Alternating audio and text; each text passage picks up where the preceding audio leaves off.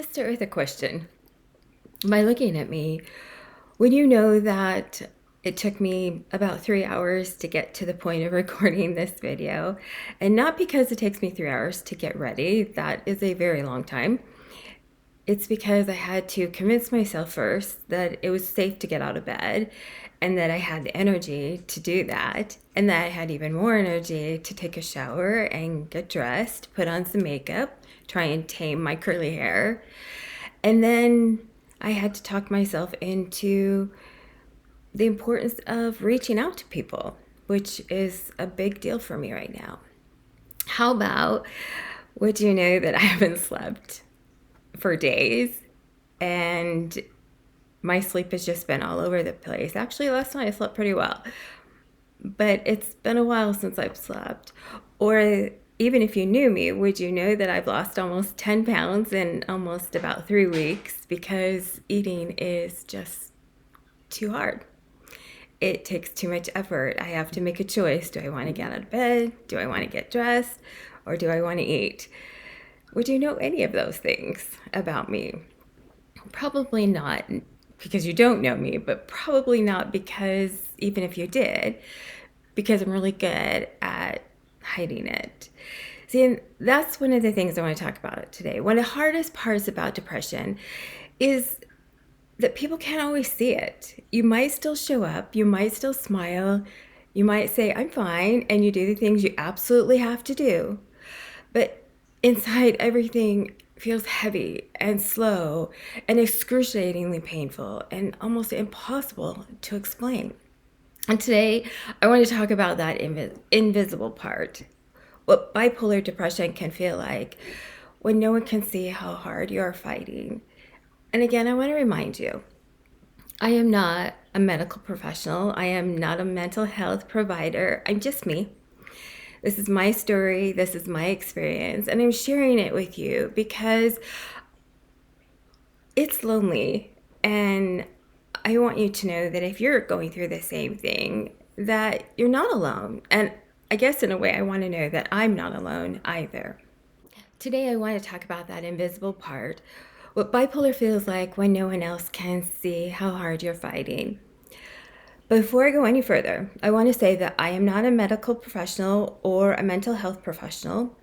I'm living my own experience and I'm sharing this with you. It's personal, it's honest, and I'm hoping that if you're going through this, that you will feel less alone. I guess, to be honest, I'm hoping that I'm not alone in this.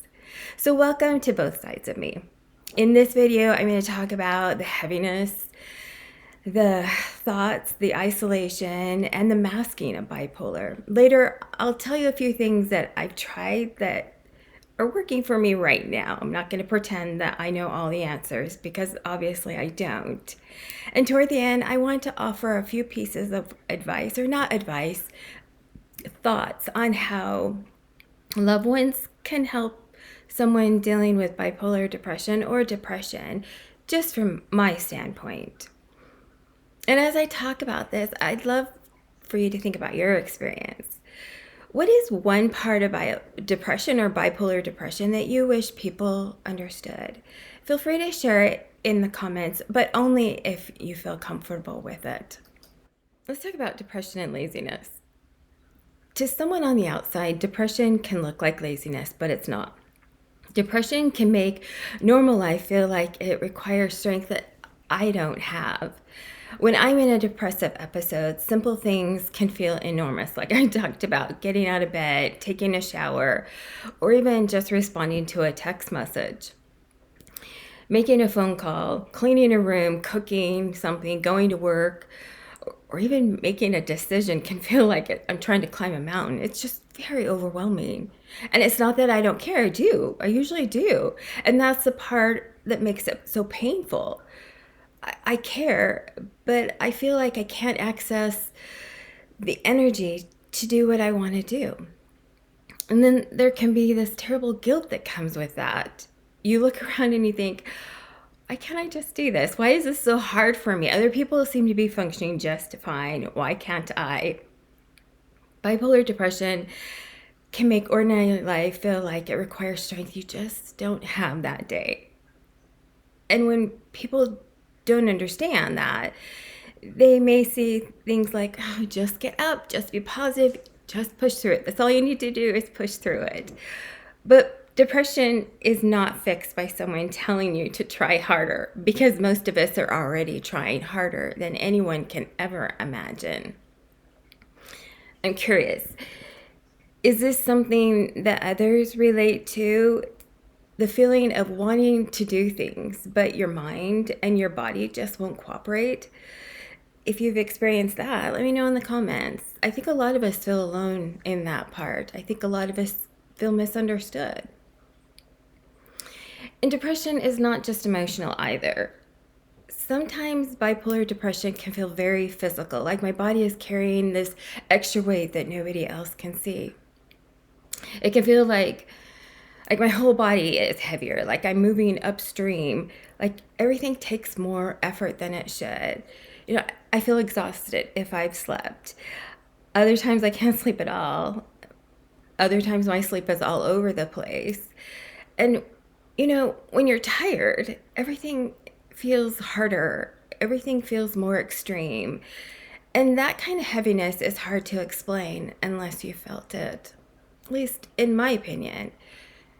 People may see you sitting there or lying there or not getting much done, but what they don't see is that there is this fight going on inside that is ongoing and exhausting. And then there's the way that depression changes your thoughts. One of the hardest parts is that depression lies to you in your own voice. Thoughts become darker, more negative. You feel like a burden. You feel like you're failing. You feel like you can't get anything right. I tend to relive all of my past mistakes, and that is a never-ending scenario that goes on in my brain that never seems to stop, and it goes down this rabbit hole that I can never seem to find myself out of. And you believe things that aren't really true, and you have this fear that things will never get better, and you feel shame for struggling yet again. And you may know logically that people love you and they care for you, but emotionally you just can't feel it. And oftentimes I feel like people would be better off if I wasn't struggling so much. And even that part of me that knows that those thoughts may not true and probably aren't, they still feel very true in the moment. Another hard part about depression is that it lies to you in your own voice. Thoughts become darker. You start feeling like a burden. You feel like you're failing yet again. You feel like you should be doing better by now, but you aren't. And you believe that things will never get better. And you replay mistakes from the past, which is a rabbit hole I go down so often, and it is so bad. And then you feel shame for struggling again. And this depression, this voice, it's your voice, but it's depression talking, tells you that all of these things are true. And you may know that logically that people love you, but emotionally you cannot feel it. And depression tells you that people would be better off if you weren't struggling. And even when you know that those are not true, that they're most likely very much not true, they can still feel very true in the moment. And that is depression lying to you in your own voice. Depression can also cause you to isolate and pull away. I isolate sometimes because, not necessarily because I want to be alone, and I know I shouldn't be alone, but because I don't know how to explain what's happening inside of me. And the truth is, it takes effort I don't have. That's why I don't return texts or phone calls. It's nothing personal. I have canceled way too many appointments that are necessary. I cancel plans, and then I feel guilty for pulling away. And I want support, but there's that lack of energy to ask for it. And then when we do have to function, here's the masking and pretending part.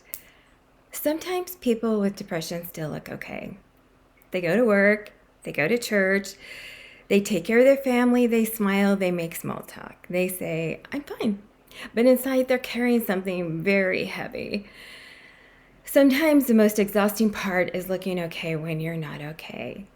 And I think that that's important for people to understand because you can't always tell how deeply someone is struggling by how they look on the outside. Some people are just really good at hiding their pain. And it's not because they're trying to be deceptive, it's because sometimes it feels safer to hide it than to explain it. And for me, I don't want to worry people, and I definitely don't want to be judged, and I don't want to be treated differently. So you keep going. But that keep going part takes a lot. You feel exhausted from pretending. I go home from work and want to go straight to bed. I enjoy my husband's company, but I just want to avoid any more engaging with people. I just want to go to bed because I knew that I would have to do it all over again the next day. And that was excruciatingly painful to think about and exhausting. And there's a lot of shame that comes with bipolar depression. Shame for being depressed again, shame for needing help, shame for not being as strong and as we should be or as productive. I am a high achiever. I like to do things. I like lists and I love checking things off the list. And every day that goes by that I can't check something off a list creates more depression. It creates shame and it creates this feeling that I am so not worth this life that I'm living. I feel bad for canceling plans. I feel bad when I don't return my best friend's phone call right away or don't even answer it. I just feel a lot of shame and guilt for not being me. I miss being me. And when you have bipolar disorder, you carry the weight of the stigma too. People misunderstand bipolar disorder so much. They think it means being dramatic, unstable, dangerous, unpredictable, and difficult. And that can be hurtful. And you add that on top of the depression, and you've got quite the weight on your shoulders. We need to remember that, people with bipolar disorder are still people. We're still loving, we're still thoughtful, creative, faithful, responsible people.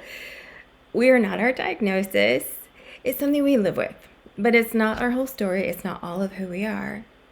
But when you're dealing with that depressive episode, it's heavy, and it can be hard to remember that. Now, here's what I've been doing lately to help. I'm not going to go into too many details about some strategies that I have used or ones I want to try. Unfortunately, I have to think about the ones that I want to try because I know it's going to come back. But I'll do that in another video. But here's what I do right now. On hard days, I try not to measure success by how much I accomplished. Sometimes success is just staying here, getting through the day, and not giving up on myself. And a couple of strategies that I have been using that have actually helped me get out of this particular stage is I break up my day in chunks. I talked about not trying to be completely successful. Well, and I also mentioned that I'm a checklist girl. I like checklists. I like to check things off. Well, so what my therapist and and that's the other thing, I have increased the amount of times I see my therapist right now because I feel safe with that, is that I set a time to get up every morning and I wake up and that's non-negotiable and I get out of bed. Now, I may not get fully awake. I may just move down to the couch and sit there and stew or do whatever, do a word search or something. But at least I've gotten myself out of bed. and I get dressed. Now, if I get showered, that's wonderful, but at least I get dressed. And those are my two non-negotiable things that I do each day. Am I successful at it? No, I'm not, but I'm getting better. The other thing is I'm struggling with isolation. And so I have one thing that I do each day that can be considered social, and I do that. And I pick one thing to check off my list, but it needs to be small and not overwhelming. It can be larger as I get stronger. And the social part could be sending a meme to somebody through a text. It could be calling and making a rescheduling an appointment, or it could be calling in my medications. It could be just sending a text to a friend. I sent a text to my friend the other day. My social point was to tell her, I'm sorry I didn't call you back. I'm really struggling right now, but I want you to know how much I love and care about you. And that was something I got to check off my social. I know that sounds bad. I showed up for my therapy appointment. Even that is hard. And my therapist said, you can count this as your social thing for the day. I kept my massage therapy appointment. I had back surgery a while ago, and I have a massage therapy appointment that I go to every month, and I've been canceling it because it's just been too hard. I kept that appointment, and my massage therapist, who I've had for years, congratulated me on that, and that felt great. I knew I had one more support person in my corner. I'm sorry, I got a little emotional here. Sorry. But those were successes for me, and they were so important. Some of the to-do lists is I ran a vacuum, or I did the dishes, or I folded some clothes, or I recorded this video. Those were successes for me. And so thank you. Thank you for being out there and watching, because you gave me a purpose. Now, here's how loved ones can help. Sometimes I equate being in a depressive episode to being stuck in quicksand. And you know that they say that when you're stuck in quicksand, don't move, wait for someone to help you out. Because the more you move, the more you sink. Well, the more I try to get out of that quicksand, this depressive episode, by myself, it feels the further I fall, the further I sink. And so that's why support is so important. And here's how those of you who know and care about someone going through bipolar depression, or even just depression, can help. First, be mindful of what you say, the words you use. Seemingly benign phrases do more harm than good. And those phrases are like, look on the bright side. We all have bad days. Or just think, there are people who have it worse. Or have you taken all of your medications? Well, when you tell people to look on the bright side, you've just invalidated how they're feeling. And when you say we all have bad days, you've just minimized it. And then you've just placed guilt on them when you said, just think there are people who have it worse. That was a lot of guilt and shame that you just put on their already full plate. And then this is the worst thing that anybody can ever say to me is, have you taken your medications? That makes me angry, because you've just blamed me for the position that I'm in. And bipolar is not a choice. It is a chemical imbalance in your brain, and there is no choice about it. And it's not something that is easy to control, or even to control. So how about this? Validate. Validate how that person is feeling. Say something like, I know things are incredibly heavy right now, and I admire how you're handling it. That just gives them a bolster right there. It just says, hey, you've got a lot of courage. You're being very brave, and I respect that and admire that. And then you could try removing the burden from them in a small way. Something like, you don't have to face this alone. Let's take things one small step at a time, and I'll help you with the small things.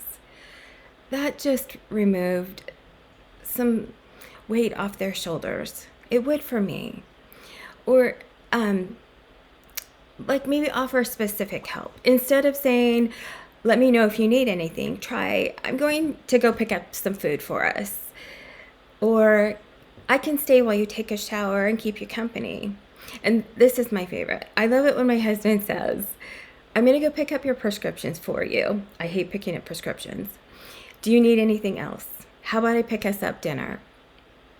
That in itself just feels amazing. It just took such a load of anxiety off of my plate that I am so very grateful for. And then you want to encourage professional help, but this is sensitive. You can say something like, you don't have to carry this by yourself. I can help you find a therapist or call a helpline if you're open to that. Sometimes making that phone call to find a therapist is really difficult and heavy. You might try that. In closing, I want those of you who are suffering to remember, just because no one can do your inner healing work for you doesn't mean you can, should, or need to do it alone. Bipolar depression is heavy, but it is not the whole story. And when you're in it, it can feel permanent. It can feel like things will always be this hard. But feelings can be powerful without being final. There is hope even when your brain tells you there is none. So, if you are in a depressive episode right now, I want you to know this. You are not lazy. You are not weak. You are not a burden. You are not alone. Your life still matters, even on the days when you cannot feel that clearly. Thank you for being here with me today on both sides of me. If this video helped you feel understood, I hope you'll subscribe and come back for more honest conversations about living with bipolar disorder. And remember, share only what feels safe. And thank you. Until next time.